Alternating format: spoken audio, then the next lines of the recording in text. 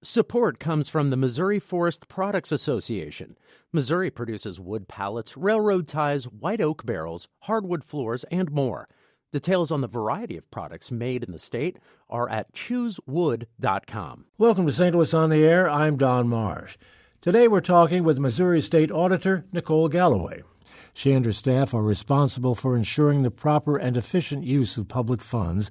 She was appointed by then-Governor Nixon following the death of Tom Schweik. She is running for the office in the August primary, and I'm happy to welcome Nicole Galloway to our St. Louis studio. Thank you so much for being with us. Yes, thank you. I'm going to start with a very basic question because I'm not sure that all our listeners fully understand or appreciate the scope of your office and all of the things that you do. I mentioned ensuring that everything is done properly. What else does the auditor's office do? The auditor acts as an independent watchdog, rooting out waste, fraud, abuse, and mismanagement of taxpayer dollars and how government guards the public trust. We audit all levels of government, from local governments like school districts, municipal courts, cities, counties, all the way up to large state agencies like Department of Revenue and even other elected officials.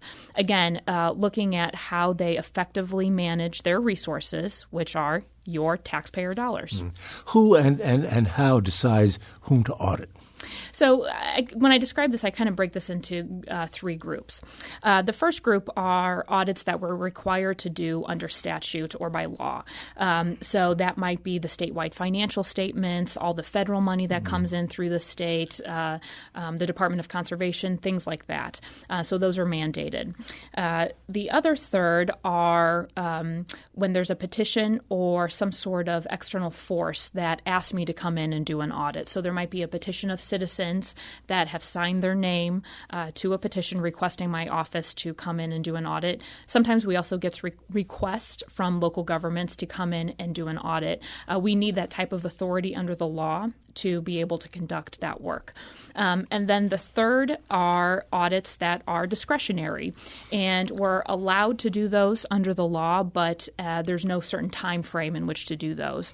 In that area, I've focused a lot on public corruption, on areas of the budget, and cybersecurity. In a nutshell, those are kind of the three focuses of my discretionary resources that I have.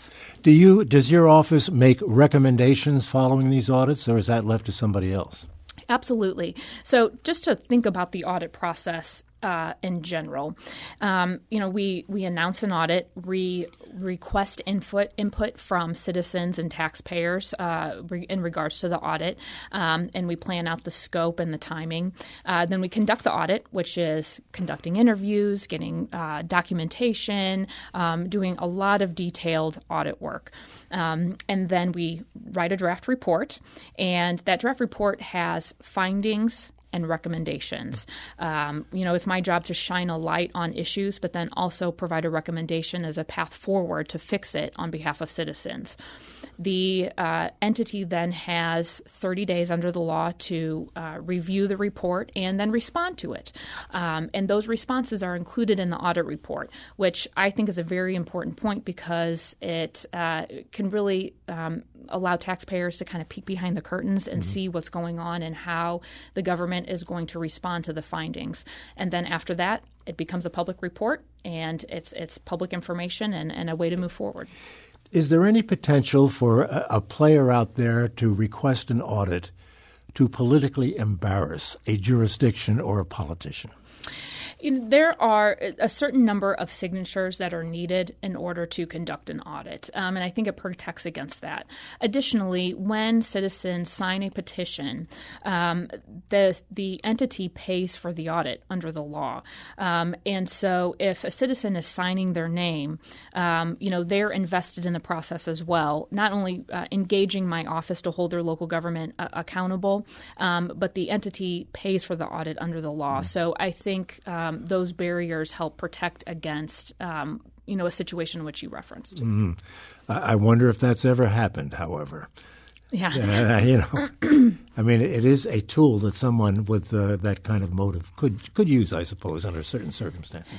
I guess they could, but that's a pretty high threshold, because you're gathering signatures. Sometimes there's thousands of signatures that are needed. And so that's a very high threshold. When I view my audit, my audits are independent, right? I'm an independent watchdog. I audit Democrats and Republicans alike. I am tough and I am thorough because that's what people want out of this office. That's what they want out of an independent watchdog, somebody standing on their side. And so, like for instance, with the City of St. Louis audit, it started as a petition. Petitioners were gathering signatures and they needed thousands of signatures. They were well on their way. And the alderman in St. Louis kind of took over that process and requested my office to do an audit. It is now in my hands. And so we're going to be tough, we're going to be thorough, and we're going to do our job.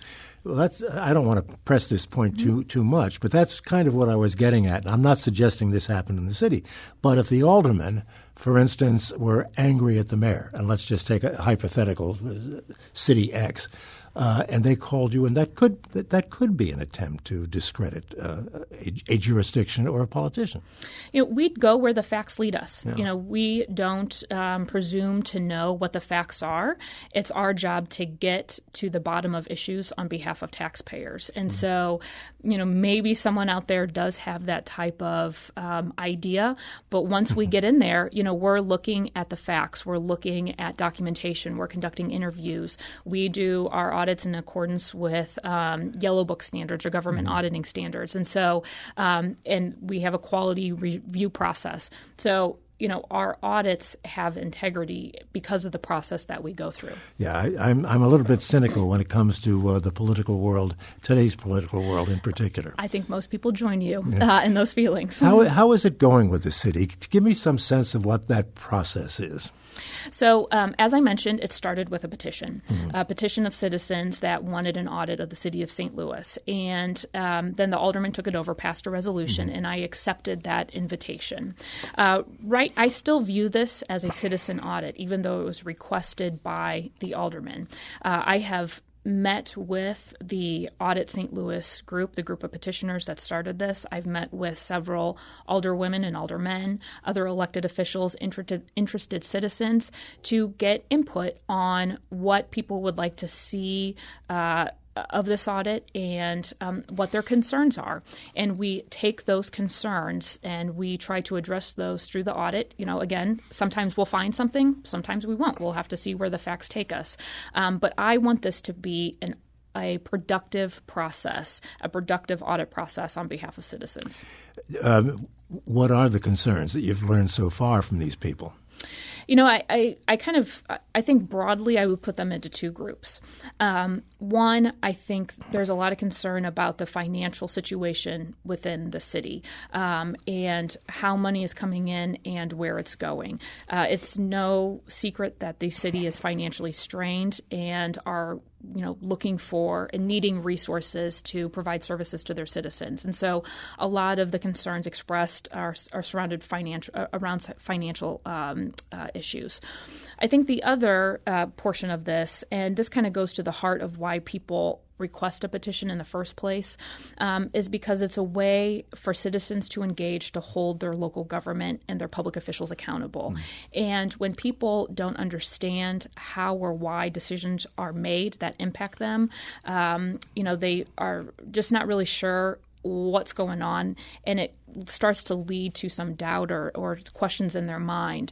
They get concerned about transparency and just general accountability, and I think that would be the second kind of bucket I would put those concerns in. Is there any a different kind of approach to what you do given a recommendation from like a board of aldermen or from a citizens group and petition? No, I think we treat those all equally because a concern is a concern. And, we have a whistleblower hotline that people can reach out to us sometimes if they want to anonymously. And it's utilized across the state from citizens, sometimes from public employees, sometimes from other elected officials that want to provide input in their concerns in a way that they won't face retribution and that we can address those through the audit process. process. And so, we are auditing every city office, every city department. When we did this back in 2010, it took about 2 years and 26 audit reports. I expect it will take the same amount of time. And so there'll be many opportunities for citizens to provide input into this process. We hear a lot of complaints, and I'm sure you've heard them as well, about the use of TIFs, tax increment financing, and the city does it a lot, as many jurisdictions do. Is this something that you would look at and try to determine if it's overused, if they were giving away the store in a place like St. Louis through TIFs? So I have heard concerns about TIFs and taxing districts in general. And I'll make 2 points there. On TIFs, which is tax increment financing, we are going to look at the administration of those TIFs. And, part of that is looking at the financial impact of some of those TIFs on the city budget in general and how those costs are tracked and maybe how the return on investment for some of those dollars are tracked. But more broadly, I have looked at special taxing districts like transportation development districts, which are TDDs, CIDs, community improvement districts, and have looked at those issues across the state and will continue to do so. And so citizens have mentioned TIFs, they've mentioned special taxing districts, and some of their concerns there as well. How many people do you have to help you do all of this? Well, it is a big undertaking. I mean, I've been upfront about that. I've been upfront that it's going to take several years to complete this and many, many audit reports. I am fortunate to have a very professional staff who are dedicated public servants who are passionate about this.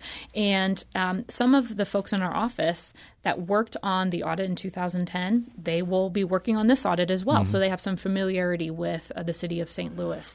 We'll also have new staff that will join or that have joined over time and will be part of this. And I think that's important because while some things are the same from 2010, many things have changed. And so we'll be able to take a fresh look at city operations. Well, you're up for election. You have a primary in August, obviously, and if you win the primary, what happens? I hate to even mention this possibility. What happens if you lose the election? Does the momentum stay the same? So I at this time I do not have a primary, and so at least at this time. You're the candidate in November as of this moment. Yes, that's right. That's right. And so my approach is to seek citizen input all along the way, and to do this audit in a fair and thorough way. My hope is that I will be able to continue to do this. It's something that I am extremely passionate about and want to complete for citizens. If unfortunately that would not be the case, my hope is that this work would continue. I think it's incredibly important. I think there's a lot of concerns that are very valid that citizens and others have brought forward that people expect answers for, and it's the auditor's job to do that on behalf of taxpayers. But if someone else came in, they could stop it. I guess hypothetically, potentially, but honestly, I think that may be difficult. But it's very difficult to talk about what a hypothetical person may or may not do a year from now. We don't want to get ahead of ourselves anyway. Just curious as to how the system works. We're talking with Missouri State Auditor Nicole Galloway. We'll continue our conversation in a moment. If you'd like to be a part of it, perhaps you have questions about the State Auditor's Office and about the job that Mrs. Galloway does, give us a call at 382-8255. That's 382-TALK. Send us an email to talk@stlpublicradio.org, or if you would prefer to send a tweet, do so at STL On Air. This is St. Louis on the Air on St. Louis Public Radio, 90.7 KWMU.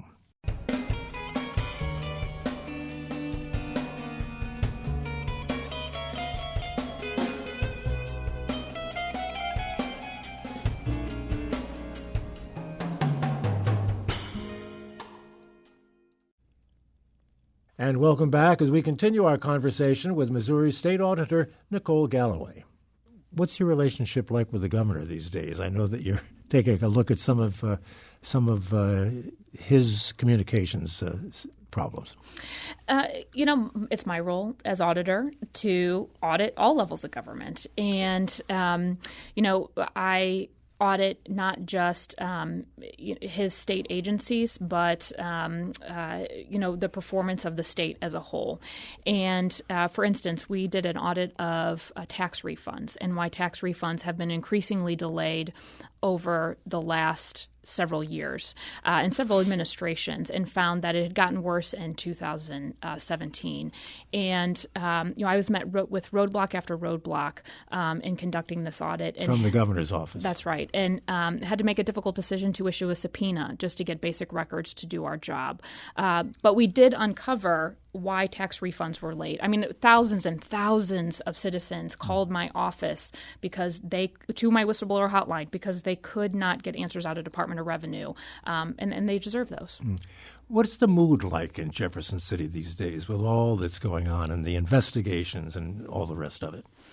I think the mood is I think there's a lot of uncertainty right now on where this is, what's going to happen. I look at this from a different perspective as auditor because, I know that how we are perceived nationally and internationally matters to people in their communities. It matters for business development. It matters for job creation and employers bringing jobs here. And so my concern really lies with how this impacts Missouri and how, as Missouri, we decide we want to move forward from this.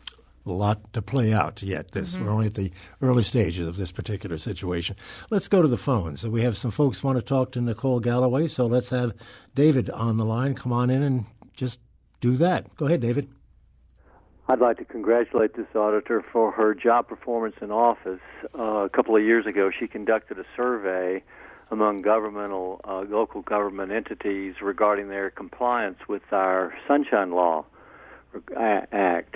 I had seen for years indifference to responses by local governments to requests for vital information that citizens need to make informed decisions and to come up with suggestions for government improvement. I thought what she did was extremely imaginative and a vigorous attempt to compel compliance with that law. I don't know what was done since then, but she tabulated the responses and came up with it was rather a dismal record by local government in the compliance with that law. But I wanted to thank her for that and keep up the good work. Well, thank you so much, David. And, a lot of people don't really even know what the Sunshine Law is. Mm-hmm. And the Sunshine Law in Missouri is a law that requires governments to act transparently, to take meeting minutes, to provide public records and information in a timely way. It really provides a window into how government decisions are made that impact people, whether it be school districts or cities or counties. And we audit the compliance with the Sunshine Law in every audit that we do. And we'll do so in the city of St. Louis as well. When we took a statewide view and did a statewide kind of test of the compliance with the Sunshine Law, we unfortunately found a dismal compliance rate. From our requests, I believe about 30% of local governments complied with our kind of Sunshine Law test. And so by shining a light on these issues, I know a lot of local governments understand that they're going to be held accountable to that from my office and have gone to great lengths to improve their compliance, which I think is great. That's what we want at the end of the day, is improvements because of the audits we do. Let's take another call. Linda in Crestwood wants to get into the conversation. Go ahead, Linda. You're on the air. Hi. I just wanted to thank Ms. Galloway for a good job. I got my tax refund in record time this year. Oh, well, that is wonderful. That is wonderful. Again, we want to see that from our audits, is that, that is your money, Linda. And when I had people calling my office saying, I need my tax refund to pay rent, to, my kids' tuition bill is coming due and their books bill is coming due. I need that money. It's my money. And so that's great. We're going to audit compliance with it, audit the DOR again, the Department of Revenue again this year, to ensure that changes have been made. Linda, you couldn't see it, but your comment got a big fist pump from the auditor. Well, I was so surprised. I mailed it on the 11th of March, and I got my check yesterday. That's wonderful. I'm very glad for you. That's your money. You earned it. You pay your taxes on time. The state should get you your money back in a timely way. Now you can take us all out to dinner. It's not that big of a refund. Linda, thank you for the call. Thank you for a good job. Keep up the good work. Let's talk a little bit about some of your legislative priorities. You mentioned the whistleblower issue. Just let folks know exactly what we're talking about here. Sure. So whistleblower, I operate a whistleblower hotline. Yep. And when citizens or government employees have concerns about government, they can contact us. And they can go online to auditor.mo.gov or reach out by phone, 1-800-347-8597, and we incorporate that input into the work that we do. It is incredibly important to protect whistleblowers that contact my office, because they have led to, these whistleblower input have led to serious audit findings. And, one of the things that we are working on in the legislature is a public corruption bill. Now, I'll say because of my audits, more than 30 criminal counts have been brought against public officials in the state because of our audits. And I think a lot of times citizens think, okay, well, you've done an audit. Now this person that stole thousands of dollars, we're going to get that money back and that person's going to go to jail. It's not that simple. And so we're proposing a public corruption bill that would cut through red tape and allow local law enforcement and my office to work together when there's instances of public corruption. And it also allows local prosecutors and law enforcement to have additional tools in their toolkit to recapture the money that has potentially been stolen or misused. That's Senate Bill 552, I believe.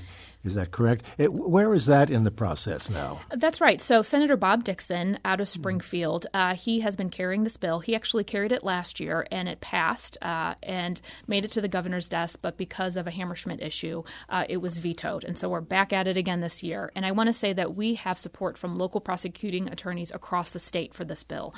Right now it's on the calendar for Senate debate. I was a little surprised to learn, and maybe I shouldn't have been, that your office was involved in the municipal court reform and the fines and fees issues, which was a big political deal, obviously, and still is in some cases. Absolutely. I mean, we found that municipal courts were charging really hundreds of thousands of dollars of improper and illegal fees to citizens, fees that are not allowed under the law. And because of our audits, we really help put a stop to that and shine a light on that issue.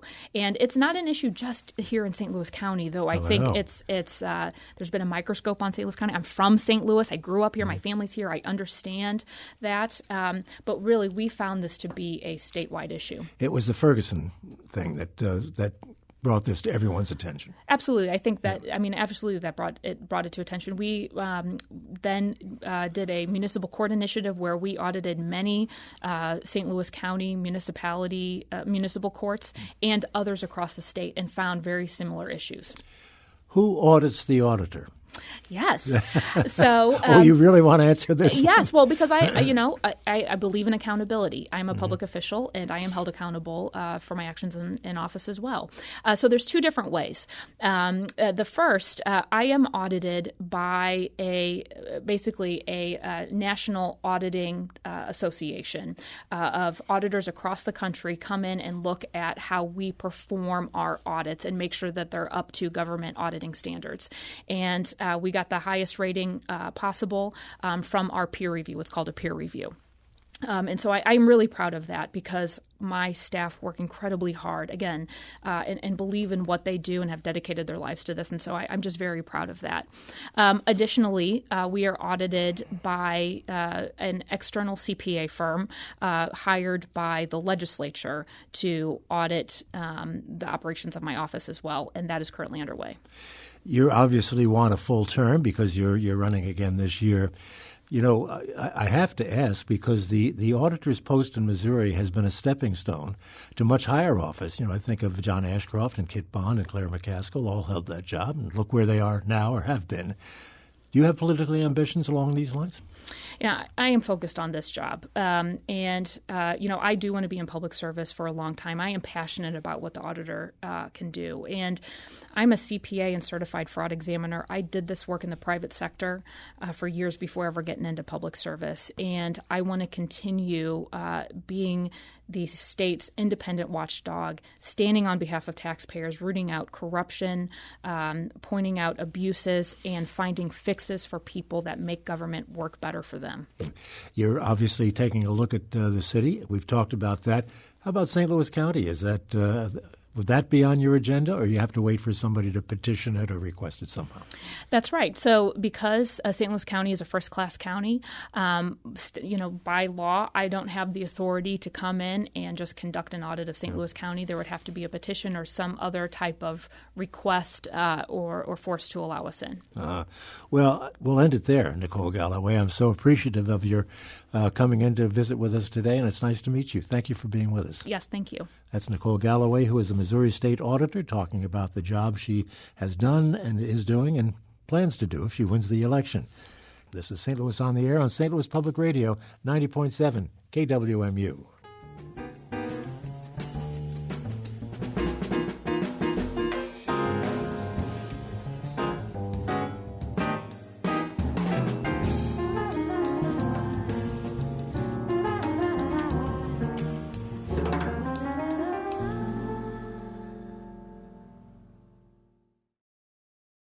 Support comes from the Missouri Forest Products Association. Missouri produces wood pallets, railroad ties, white oak barrels, hardwood floors, and more. Details on the variety of products made in the state are at choosewood.com.